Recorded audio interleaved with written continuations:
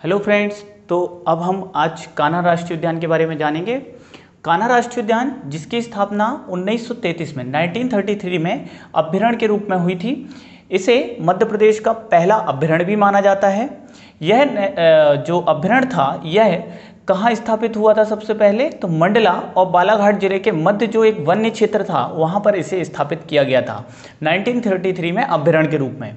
आगे चलकर आज़ादी के बाद 1 जून 1955 को इसे राष्ट्रीय उद्यान का दर्जा दिया गया।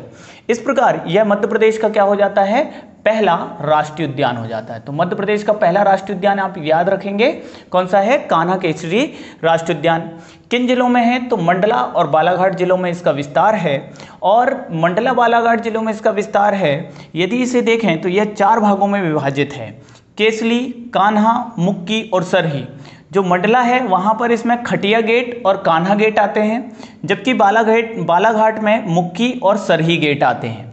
इसके अलावा इसमें 2 घाटियां हैं जिनके बारे में प्रश्न बनता है, एक है हालो घाटी और एक है बंजर घाटी।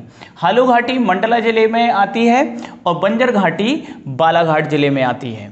इससे आगे यदि हम देखें तो इस राष्ट्रीय उद्यान का जो क्षेत्रफल है वो है 940 किलोमीटर स्क्वायर। इस प्रकार यह मध्य प्रदेश का वर्तमान में सबसे बड़ा राष्ट्रीय उद्यान हो जाता है।